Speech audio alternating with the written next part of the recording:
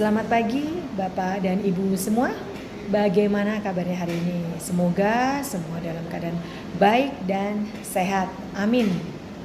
Selamat bertemu kembali dengan kami Dr. Gigi Cecilia di acara Bincang Pagi pada hari ini, Rabu tanggal 22 Februari 2023. Kali ini kita akan berbicara mengenai kesehatan lansia.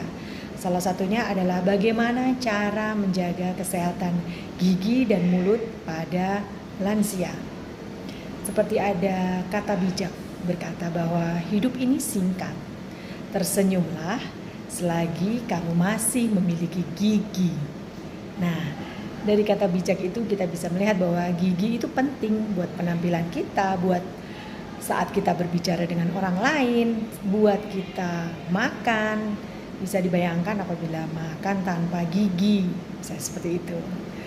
Seperti ada teori yang mengatakan dari Center of Disease Control and Prevention atau CDC yang menyampaikan bahwa 23% dari pasien terutama di usia lanjut, di usia sekitar 65 sampai 74 tahun, mereka menyampaikan dalam jurnalnya bahwa usia-usia tersebut rawan untuk mengalami gangguan pada gigi dan mulut yang cukup parah, karena mungkin banyak faktor ya, selain dari faktor sisi usia, juga mereka tidak menerapkan untuk bagaimana cara merawat gigi yang baik, yang tepat gitu.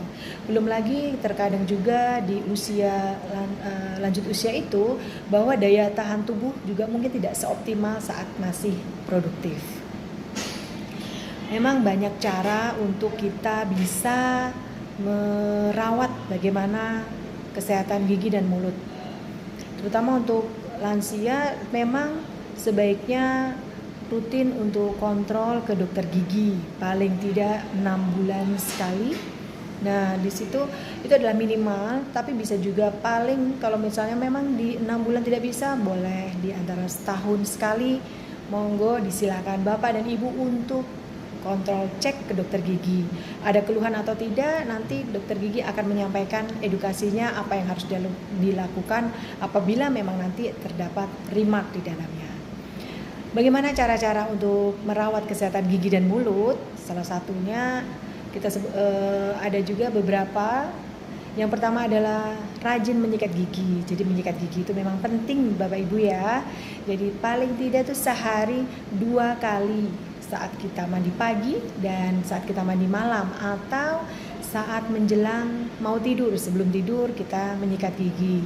Menyikat gigi juga ada tekniknya dan tidak hanya sekedar untuk menyikat, menempelkan odol ke giginya, karena nanti kalau hanya sekedar menyikat saja malah bisa terjadi infeksi-infeksi yang lain, mengikis gigi atau mungkin sisa makanan yang di antara gigi tidak ikut terangkat. Itu bisa terjadi apabila kita tidak melakukan penyikat gigian atau menggosok gigi dengan baik.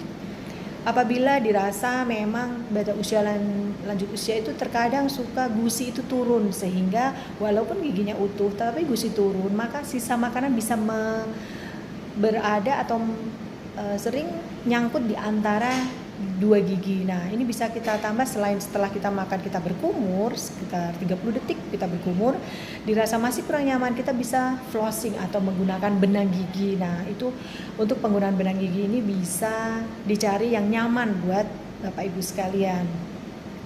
Dan sekarang itu juga sudah ada benang gigi yang tidak digunakan manual, sudah ada yang menggunakan alat sehingga bisa dimasukkan ke rongga mulut tanpa tangan kita yang harus memegang kedua benang dari ujung ke ujungnya. Kemudian bisa juga yang ketiga adalah kita berkumur menggunakan antiseptik. Nah, di sini adalah untuk memelihara kesehatan gigi dan mulut. Jika kondisi mulut sudah bagus, sudah baik, bisa kita gunakan antiseptik itu sehari 2 kali dengan cara berkumur selama 30 detik baru dibuang 10 sampai 30 detik. Monggo disilakan. Itu bisa dilakukan sehari 1 sampai 2 kali.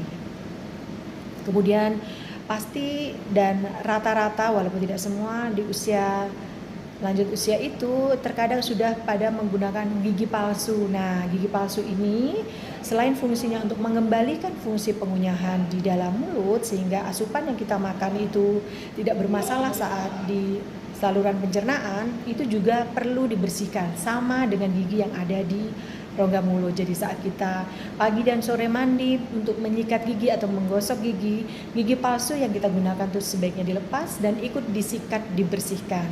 Saat kita tidur malam pun sebaiknya dilepas karena bagaimanapun gusi itu butuh untuk istilahnya bernafas. Nah, nanti saat kita beraktivitas kembali, kita sikat gigi, mandi pagi, kita gunakan seharian selama kita beraktivitas.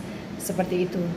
Nah, sehingga di lanjut usia ini menjaga kesehatan itu sangat penting, terutama kesehatan gigi dan mulut, karena dari gigi, dari mulut inilah semua makanan yang akan menjadi asupan Bapak dan Ibu itu masuk ke pencernaan. Apabila tidak dari awal, apabila pintu masuknya dia tidak bersih, akan berakibat nanti untuk selanjutnya bisa di saluran pencernaan mungkin ada gangguan dan lain sebagainya. Sehingga kami mengajak Bapak dan Ibu semua untuk rutin memeriksakan kesehatan gigi dan mulutnya, ada keluhan atau tidak. Terlebih kalau ada keluhan ya, Bapak dan Ibu silahkan untuk kontrol ke dokter gigi 6 bulan sekali, maksimal 1 tahun sekali untuk mengecekkan.